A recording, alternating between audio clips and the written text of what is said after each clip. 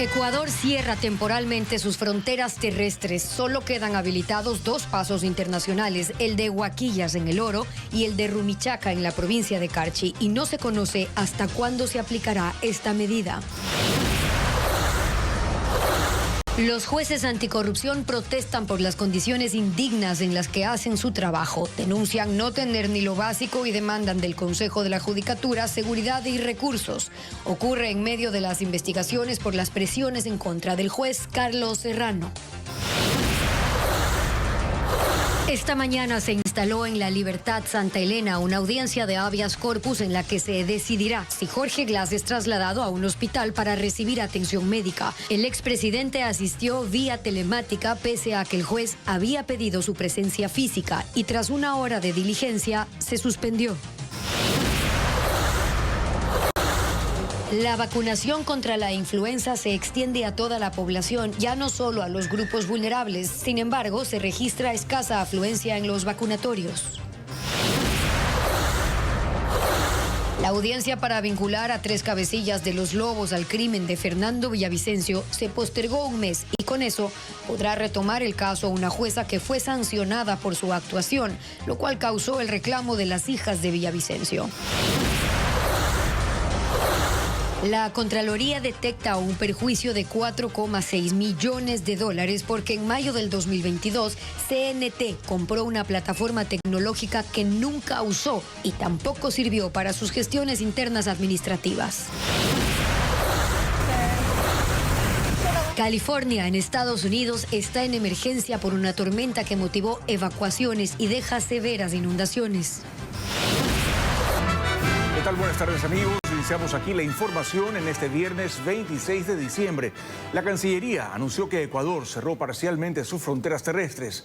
Los únicos pasos internacionales habilitados para salir y entrar del país están en la provincia de Carchi y en El Oro. Y no se conoce hasta cuándo se aplicará esta medida. Diego Cuenca informa que motivó a que una cooperativa de transporte suspenda temporalmente sus viajes desde Loja hacia Perú. Desde el 24 de diciembre, el gobierno ecuatoriano restringió sus fronteras terrestres de manera parcial. La noticia se conoció en un comunicado difundido por la Cancillería, en el que se explica que los únicos pasos internacionales habilitados para ingresar o salir de Ecuador son el puente Rumichaca en la provincia de Carchi, que conecta con Colombia, y la frontera que está en Huaquillas, en la provincia de El Oro, que conecta a Ecuador con Perú. El Ministerio de Relaciones Exteriores aseguró que esta medida responde a razones de seguridad nacional y ha sido oportunamente informada a los gobiernos de Colombia y Perú. La frontera norte del lado de Esmeraldas y Sucumbíos está cerrada.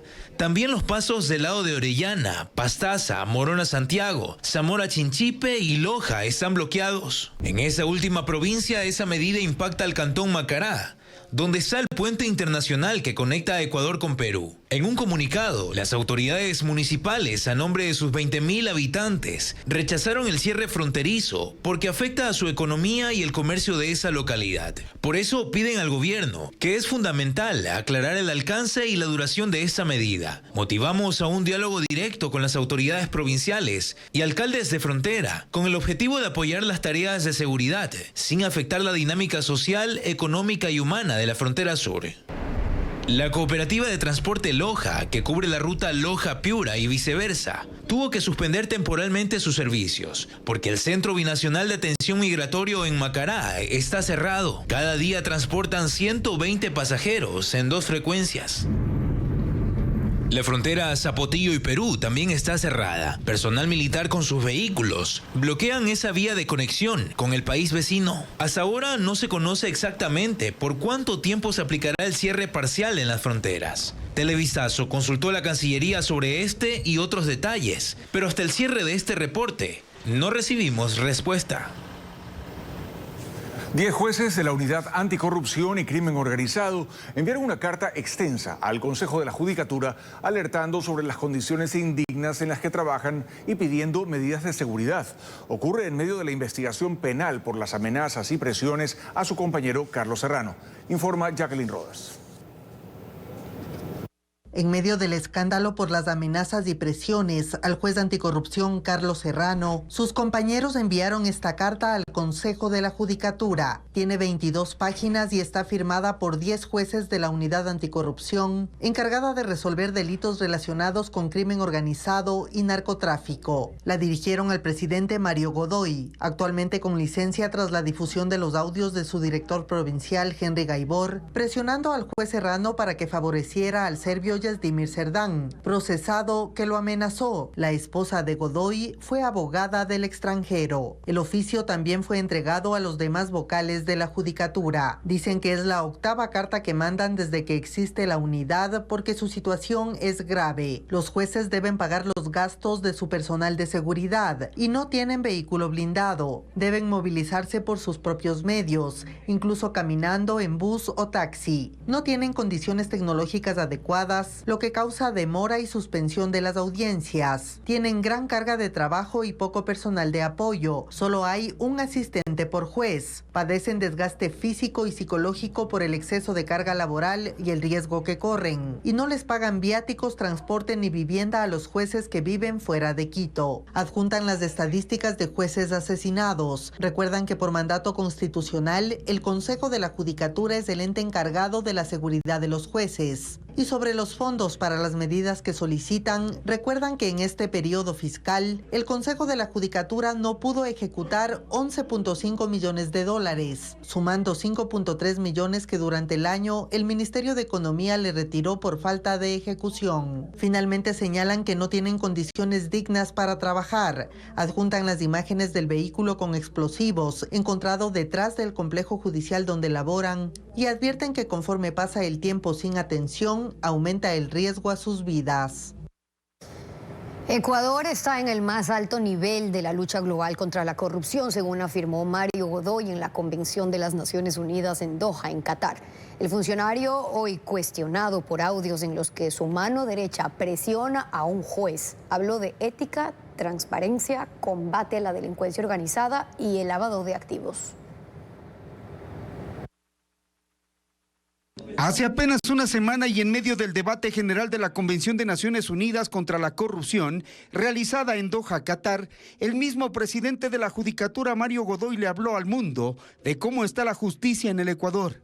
Y según él, se está fortaleciendo la integridad pública de la función judicial, orientada a la transparencia ética y rendición de cuentas.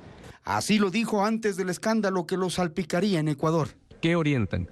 La gestión estatal hacia la ética, la transparencia y rendición de cuentas. El Consejo de la Judicatura ha fortalecido su sistema disciplinario y preventivo para mejorar la integridad institucional, ejecutando destituciones por faltas graves relacionadas a casos de corrupción. Según Godoy, su gestión está recuperando la confianza, fortaleciendo la justicia. Dijo cómo. Y diversas reformas a la Ley Orgánica de Prevención, Detección y Erradicación de lavados de activos y de la financiación de otros delitos, fortaleciendo así la capacidad del país para combatir prácticas ilícitas vinculadas a la corrupción. Hizo gala de que en su gestión la política sancionatoria contra jueces, fiscales y malos funcionarios es su herramienta principal para garantizar una justicia equilibrada. En contraste, en Ecuador, no todos los funcionarios judiciales lo ven así. La ex vocal Solanda Goyes ha decidido hablar sobre un modus operandi que se estaría aplicando en la función judicial para presionar a jueces. Y pide, por ejemplo, que la jueza Gabriela Lara explique públicamente por qué salvó su voto para no sentenciar al narcotraficante Serdán. Resulta que estas personas están trabajando en la unidad anticorrupción, la jueza Cosette Lara, pese a que en enero del 2025 les hicieron un allanamiento en el caso Fachada y la Fiscalía reportó, eso es público, que habían encontrado más de $92,000. Nunca precisó más. Dentro de la Judicatura hay quienes piensan que esta crisis es peor que la que vivieron con Wilman Terán, pero callan. Por ello, Goyes dice que las investigaciones administrativas y penales deben ser ágiles antes de que muchas pruebas desaparezcan. Godoy, quien junto a su esposa aprovechó para pasear por Qatar, no ha explicado dentro ni fuera del país la situación estructural de la función judicial a la que le falta edificios, impresoras, papel. Tiene un déficit de $290 millones de su presupuesto y la atención deficitaria a los usuarios de la justicia.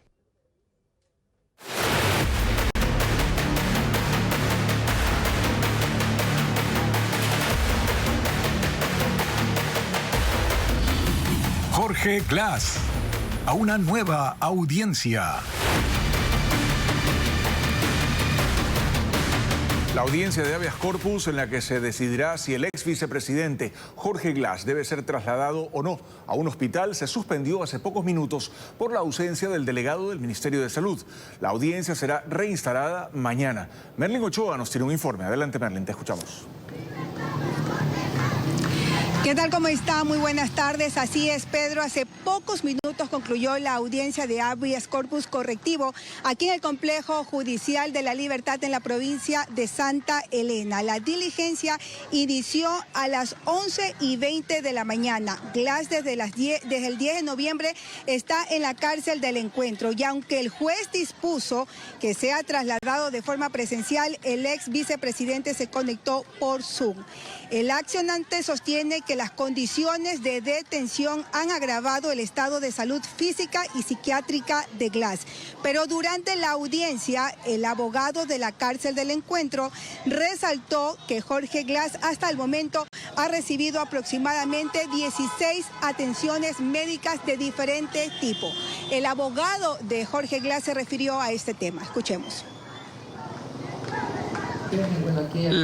Los órganos accionados consideraban que era necesario que esté presente el Ministerio de Salud. Exactamente, ¿qué pide los abogados del señor Glass? Bueno, nosotros como defensa del ingeniero Glass lo que le solicitamos al juez es que ordene el internamiento hospitalario de forma inmediata, porque la salud y la vida de él dentro de la cárcel del Encuentro corre mucho peligro. El ministerio ha dicho que sí está recibiendo la atención. Es una tergiversación porque realmente el doctor Barreto, que lo fue a ver el 19 de diciembre, fue la única vez que ha ido a verlo. La única vez, desde el 10 de noviembre. De ahí, las atenciones médicas que frecuentemente suele citar el Estado son atenciones médicas no especializadas. En este momento las calles están completamente habilitadas, pero es importante resaltar un amplio despliegue que se dio durante la mañana. Los uniformados colocaron vallas metálicas una cuadra a la redonda y prácticamente este complejo judicial estaba rodeado de policías. A las 10:30 llegaron algunas personas con pancartas, micrófonos, respaldando al ex vicepresidente Jorge Glass. Piden que salga de la cárcel del Encuentro y sea trasladado hasta un hospital. Es la información desde la provincia de Santa Elena. Muy buenas tardes. Jorge Glass tiene dos sentencias firmes, una anulada y otra de primera instancia. La abogada del ex vicepresidente afirma que ya cumplió sus condenas ejecutoriadas. Sin embargo, un cómputo realizado por Televistazo revela que le resta más de un año. Fabiola Santana amplía la información. La abogada del ex vicepresidente Jorge Glass dice que ya cumplió su condena unificada de 8 años. Sin embargo, esto es impreciso. Si bien Glass fue detenido el 2 de octubre de 2017 y a 2025 han pasado 8 años, él estuvo fuera de la cárcel en 2 ocasiones, por 1 año, 5 meses y 18 días, lo que implica que ha cumplido 6 años, 9 meses y 13 días de su pena y llegará al tiempo total en marzo de 2027. El segundo hombre fuerte del correísmo fue detenido cuando era vicepresidente de Lenín Moreno por la trama de sobornos de Odebrecht. Fue sentenciado a 6 años por asociación ilícita. 2 años después se destapó otra red de corrupción por el cobro de coimas a contratistas del gobierno de Rafael Correa para financiar campañas de Alianza País. En 2020 fue sentenciado a 8 años por cohecho. El caso fue denominado por la Fiscalía Sobornos 2012-2016. Glass tuvo un tercer proceso proceso penal, el caso Singue. La Fiscalía sustentaba que cuando era ministro de los sectores estratégicos viabilizó la adjudicación del campo petrolero a un consorcio internacional en medio de irregularidades.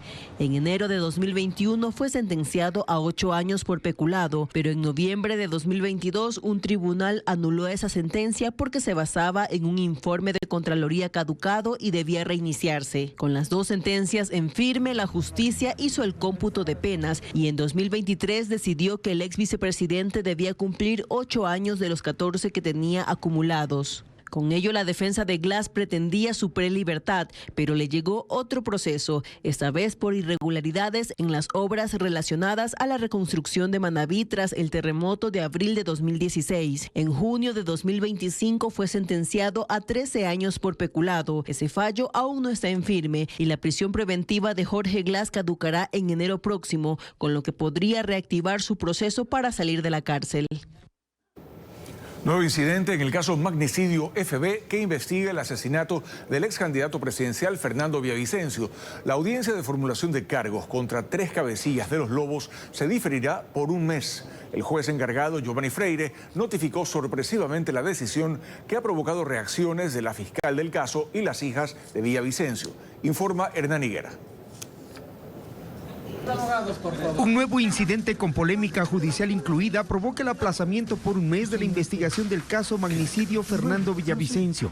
Para este viernes estaba prevista la audiencia de formulación de cargos de los cabecillas de los Lobos, alias Pipo, Lobo Menor y Gordo Luis, por su supuesta participación en la planificación del crimen, pero el juez Giovanni Freire, en Nochebuena y de forma sorpresiva, decidió aplazar esa diligencia para el 26 de enero. El argumento del juez Freire aduce sobrecarga de funciones en el reemplazo que hace a la sancionada juez María Daniela Ayala, suspendida por incurrir en conductas contrarias al derecho en este mismo caso.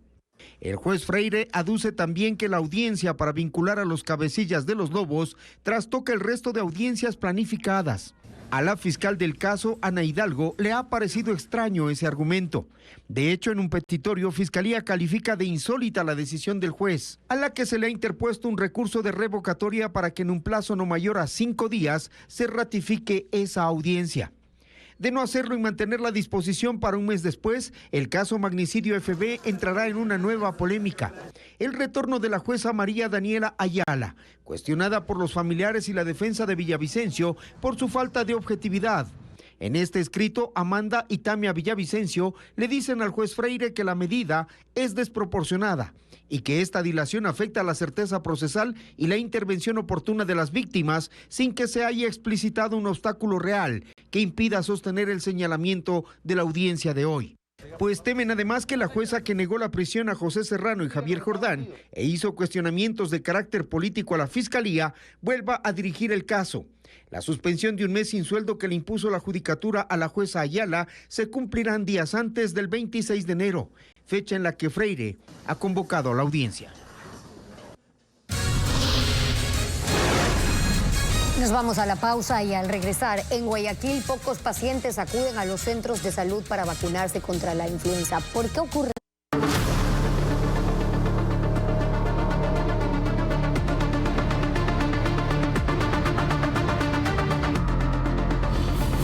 Caso Triple A. Se alarga el proceso. La audiencia del caso Triple A del 24 de diciembre se declaró fallida por la ausencia de 2 abogados. La nueva fecha está fijada para finales de enero.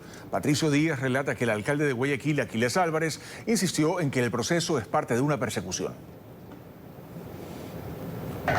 El alcalde de Guayaquil, Aquiles Álvarez, llegó a la audiencia en medio de los gritos de respaldo de sus simpatizantes. Aquiles Resistencia, el pueblo triunfará. Era el 24 de diciembre en la tarde, víspera de Navidad. Al complejo judicial norte de Quito lo acompañaron representantes de la Revolución Ciudadana como Viviana Veloz y Virgilio Hernández, además de su compañero de reto, Raúl Chávez. Álvarez arribó con su abogado Ramiro García, quien pidió formalmente que la audiencia se transmita en vivo. Nosotros queremos ir a juicio sin ningún problema, pero que se transmita públicamente y que la gente vea todo. Todo, absolutamente todo. Que sea la ciudadanía la que pueda constatar los argumentos tanto de acusación como de defensa. Al verificarse los convocados a la audiencia, el secretario informó que los abogados de Lady C y Fuel Corp no asistieron. Entregaron certificados médicos donde se justificaba reposo por alveolitis y neumonía. Los jueces se retiraron para tomar una decisión por más de hora y media. La espera desespera y las plataformas de transmisión dejaron imágenes sorpresivas. Al final, los magistrados decidieron reprogramar la audiencia para el 31 de enero y 1 de febrero de 2026. La Fiscalía acusa a Álvarez de una supuesta comercialización ilegal de combustibles en las zonas fronterizas. El alcalde ha insistido en que se trata de una persecución política. Ya no importa lo que yo diga, ya la gente sabe que es una persecución. Tenemos un juez ponente que ni siquiera hemos visto en el proceso el acta de sorteo. Un juez puesto prácticamente a dedo. Además de Álvarez, hay 6 empresas y otros 15 procesados llamados a juicio. La Fiscalía ha señalado que la supuesta distribución ilegal de combustible habría generado un perjuicio al Estado de 61.5 millones de dólares. La Contraloría detectó un perjuicio al Estado de 4,5 millones de dólares porque CNT adquirió una plataforma tecnológica que nunca utilizó ni sirvió para sus operaciones internas. El informe también sugiere responsabilidades administrativas por más de $100,000, como lo informa Adriana Bermeo. La Corporación Nacional de Telecomunicaciones, CNT, volvió al centro del escrutinio público. La Contraloría General del Estado emitió un informe que identifica un perjuicio para el Estado de 4.5 millones de dólares porque CNT compró una plataforma tecnológica sin justificar su necesidad y que además nunca se usó. Ese sistema, denominado Solución Tecnológica de Gestión de Procesos Corporativos y de Cumplimiento, debía servir para uso interno de CNT, por ejemplo, en el procesamiento de contratos y para revenderla a otras instituciones públicas. El equipo de la Contraloría evidenció que no se justificó técnicamente la necesidad de esta plataforma. No se incluyeron análisis de seguridad informática. La plataforma fue desarrollada con un software abierto, lo que conlleva riesgos operativos. No existieron ventas ni ingresos por la reventa de la plataforma ni sus módulos. Hasta el 31 de mayo de este año, este sistema no fue comercializado ni usado por todas las áreas internas de CNT. En el informe de 82 páginas, el ente de control no menciona la empresa proveedora con la que se firmó el acuerdo. La Contraloría dijo a Televistazo que se debe a la confidencialidad prevista en el reglamento para trámite y aprobación de informes de auditoría gubernamental. Este contrato se firmó en mayo de 2022 y 15 trabajadores de CNT participaron en el proceso, desde el gerente nacional de negocios hasta analistas de proyectos que ejercían funciones en ese año. Delincuentes atacan a los conductores en el sector de San Roque, en Quito, desde las 11 de la noche. Moradores capturaron imágenes y las enviaron a Televistazo para alertar sobre el peligro. Veamos. Colocan obstáculos para asaltar a los conductores en la entrada al túnel de San Roque. Tenga precaución.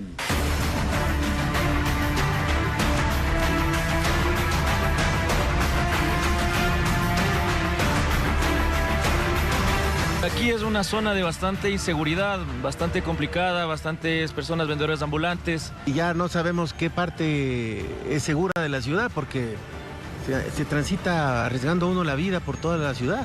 Ocurre en el centro de Quito a partir de las 11 de la noche. Según los vecinos, toda la semana un grupo de personas desconocidas atemoriza a la población. Bueno, que la autoridad trabaje por el bien de la ciudad, no hay nada de soluciones, ni viales ni de seguridad. En la mañana hay custodia policial. Son las 10 de la mañana y desde un bus de transporte público, los vecinos advierten la presencia de una persona que amenaza. La policía logra detenerlo.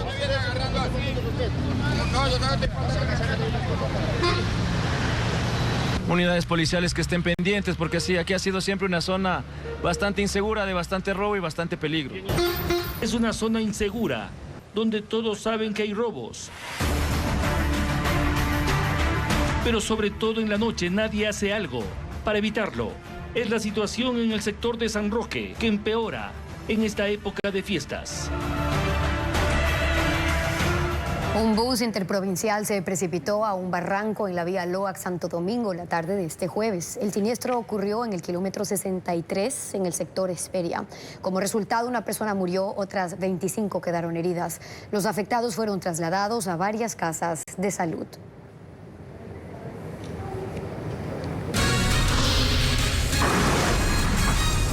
Pausa y más adelante en Televistazo.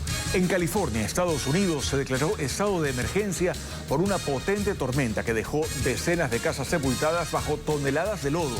Ampliamos la noticia en minutos.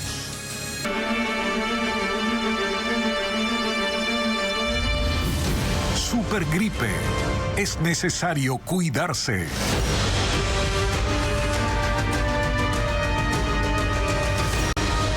Hasta este 25 de diciembre, más de 900,000 personas ya han recibido la vacuna contra la influenza en el país. Hoy la asistencia a los centros de salud ha sido baja, a pesar de que se confirmó un segundo contagio de la nueva variante conocida como supergripe y que la inmunización es gratuita en los centros de salud.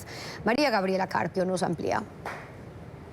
Pese a que la vacunación contra la influenza está disponible para toda la población desde el 24 de diciembre, este viernes los centros de salud registraron baja afluencia.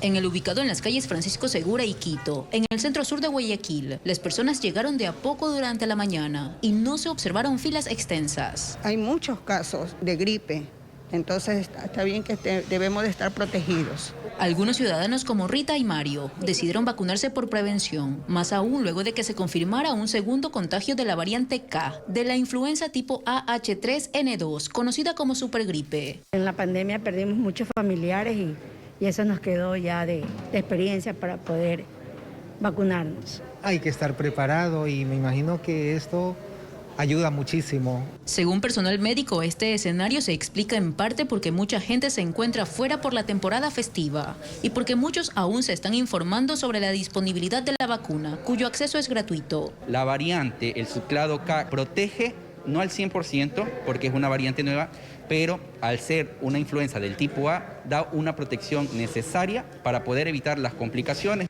El principal síntoma asociado a esta variante es la abundante secreción nasal. La vacuna que se aplica actualmente está avalada por la Organización Mundial de la Salud.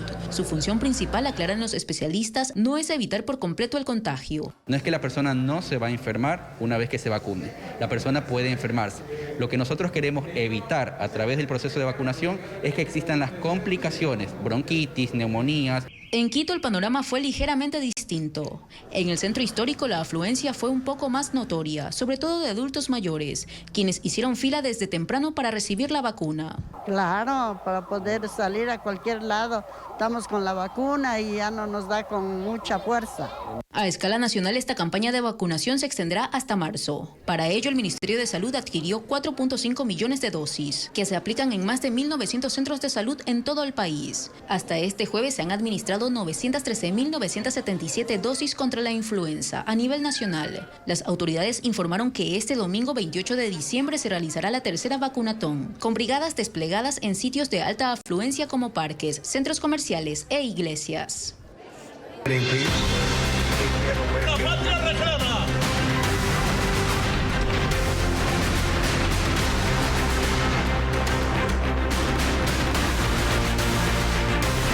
Mundo. California entró en estado de emergencia por una potente tormenta que dejó severas inundaciones. Fuertes vientos y aluviones han dejado a familias afectadas. Además, se emitieron órdenes de evacuación. Fuertes corrientes de agua bajaron de las montañas del sur de California en medio de las tormentas que azotaron el estado durante Nochebuena y Navidad. El agua arrastró toneladas de lodo y piedras que dejaron sepultadas decenas de viviendas. Se reportaron rescates de personas que quedaron atrapadas en los techos. La zona más afectada fue la localidad de Wrightwood, a unos 152 kilómetros al noreste de Los Ángeles. Ahí el lodo cubrió casi por completo las casas y destruyó varios vehículos. Hay carreteras afectadas y otras intransitables. Según los reportes, hay 3 fallecidos, entre ellos un hombre que fue aplastado por un árbol. Las autoridades emitieron órdenes de evacuación en los condados de Ventura, Santa Bárbara, Orange y San Bernardino debido al riesgo de más inundaciones y flujos de escombros potencialmente mortales. La temperatura más baja del mundo se registra en la región de Siberia. Tiksi es una localidad en la República de Yakutia, la más grande de la Federación Rusa, en el extremo norte del planeta, donde esta Navidad los termómetros marcaron 56 grados bajo cero en medio de una tormenta de viento y nieve. El sitio luce casi desolado ante la advertencia de agencias meteorológicas de que en estos días habrá incluso más frío, con la posibilidad de llegar a 60 grados bajo cero. La ventisca es permanente por tercer día consecutivo y las condiciones pueden empeorar.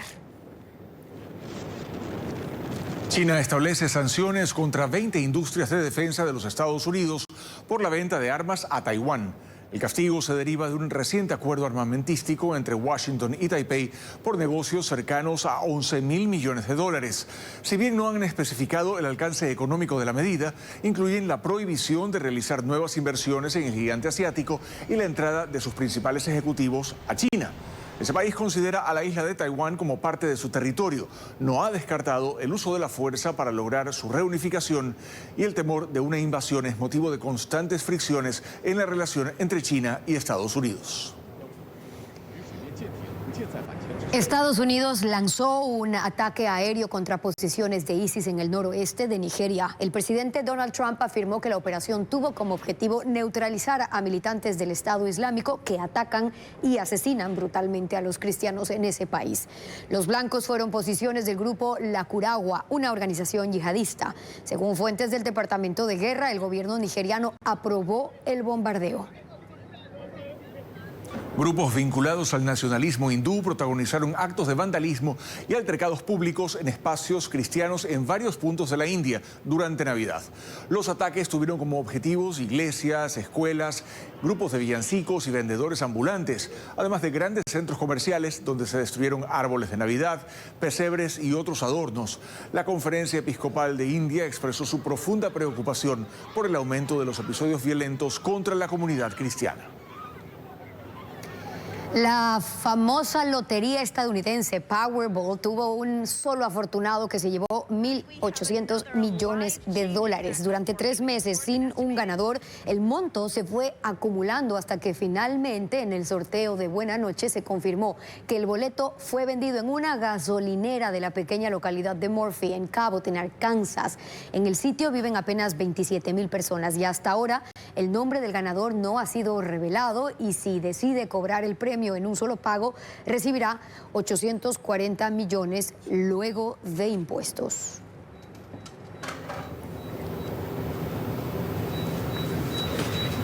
En Alemania, un grupo de valientes nadadores se bañaron en el gélido lago Okerese en Berlín por una tradición navideña. Usando gorros de Papá Noel, el grupo se zambulló en el agua con temperaturas de -5 grados centígrados y sensación térmica de -10, como parte de un reto que se ha convertido en tradición en esta época. Estos nadadores se hacen llamar las focas de Berlín y se los conoce por su afición de bañarse en aguas heladas.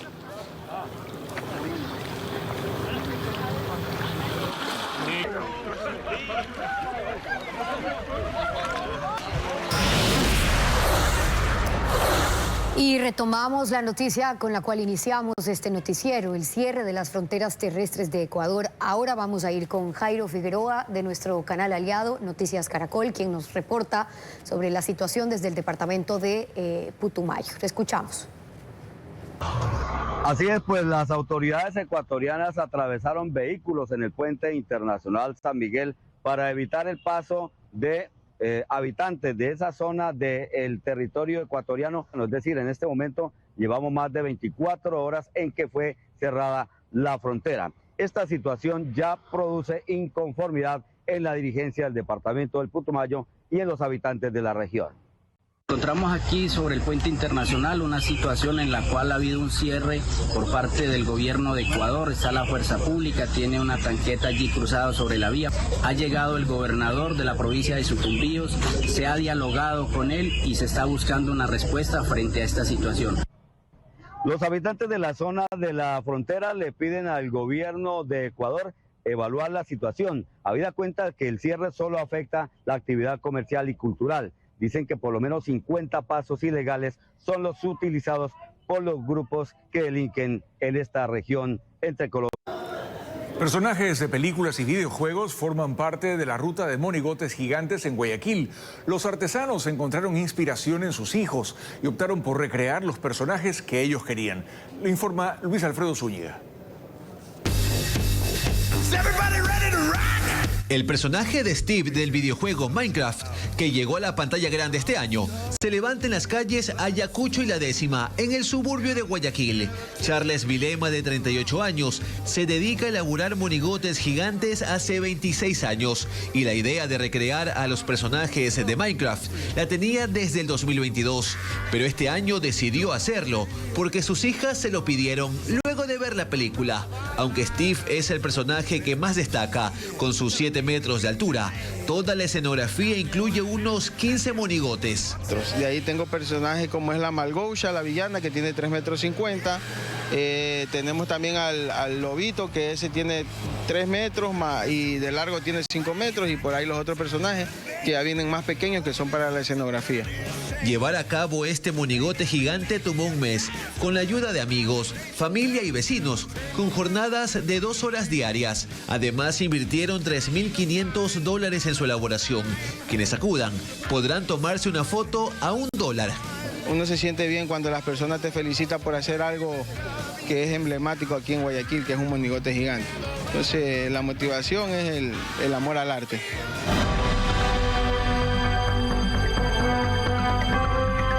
Sus 11 metros de altura permiten ver a lo lejos a Galactus, el villano de la última película de los Cuatro Fantásticos, que se levanta en la 15 y Capitán Nájera. Pero esta vez la gente no se aleja de él, sino que motiva a acercarse. Durante 4 meses, su creador junto a 2 compañeros se dedicaron a dar forma a este monigote, que además cuenta con detalles como los colores, su casco, manos y vestimenta. Se suman luces que se han incluido para darle más realismo y resalte por las noches. Como todo artista, me gusta que la gente venga, vea, tenga un bonito recuerdo y lleve una buena referencia de lo que es aquí los barrios del suburbio. La inversión fue de $2.000, porque no solo se trata de Galactus, también se recrearon a los Cuatro Fantásticos, incluyendo a Reed Richards, la Mole y la Antorcha Humana, además de Silver Surfer. Hechos de metal, papel y cartón, llaman la atención de los visitantes, que desde el 25 de diciembre acuden en mayor número a sacarse una foto con sus personajes favoritos. También acá tomarse la foto tiene el valor de $1.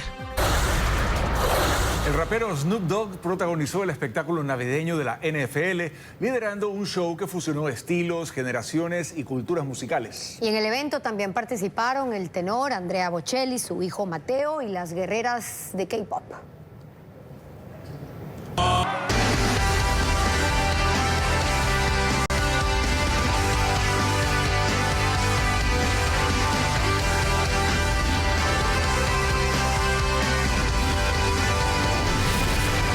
Ecuaterra llega gracias a UTLA, 30 años amando lo que hacemos.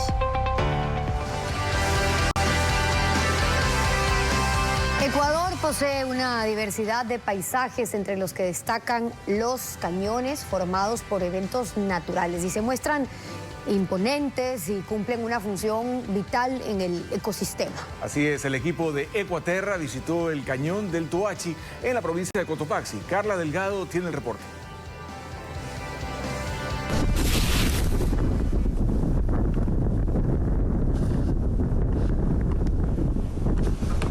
Desde el borde del Quilotoa, donde la laguna duerme en el cráter, la tierra comienza a romperse.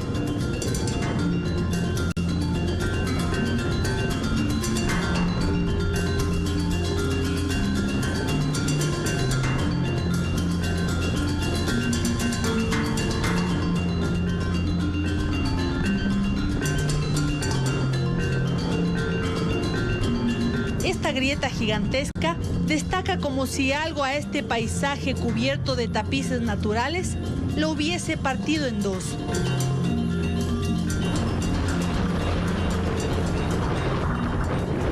es el Cañón del Toachi. Está en la parroquia de Zumbago, en la provincia de Cotopaxi. Se abre en la tierra como una herida antigua. Sus paredes de roca grises, erosionadas durante miles de años, descienden en capas que cuentan la historia del tiempo sin necesidad de palabras. Lo que se sabe de la formación del cañón es por sus habitantes. Historias que han traspasado generaciones. Dicen que es el producto de la erupción del Quilotoa hace más de 1800 años. El volcán Quilotoa se erupcionó, se botó todo la lava y se quedó de esta manera formada el cañón del Toachi, como hoy lo llamamos.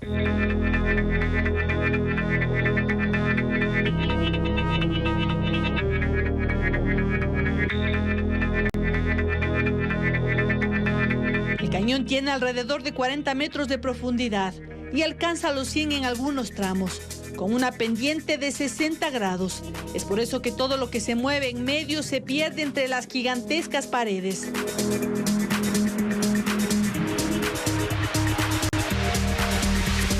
El cañón de Toachi nace desde páramo de Michacalá. Entonces, eso es lo que nosotros tenemos, un atractivo muy grande, el cañón muy grande. En quichua se llama Hatun Huayco, quebrada grande.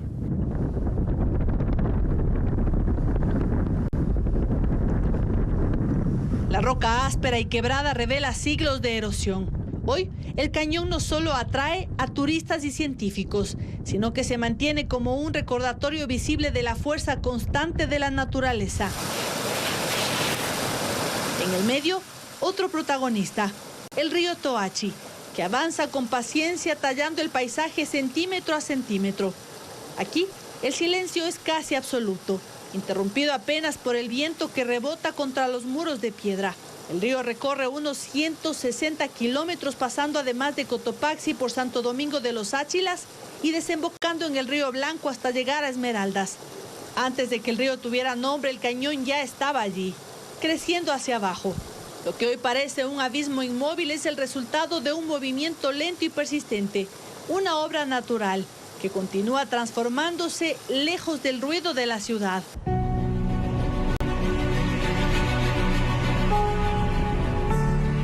El cañón además es un refugio de vida.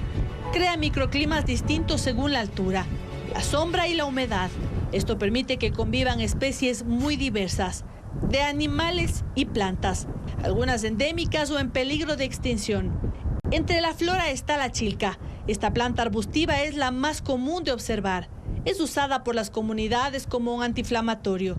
Está también el matico, que tiene propiedades cicatrizantes, o los árboles de polilepis, conocidos como árboles de papel. Cada hoja da cuenta de los años de vida del árbol.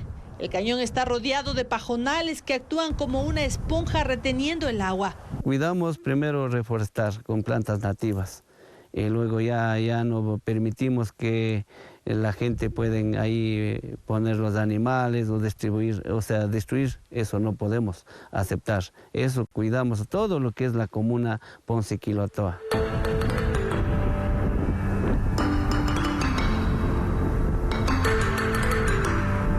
Es el corredor de fauna diversa, zorros, venados y aves, como las águilas que antes de recorrer el cañón levantan su vuelo desde las aguas del volcán. Los cañones son archivos naturales, refugios de vida y guardianes del agua. Protegerlos es proteger el equilibrio de los ecosistemas y la memoria geológica del planeta.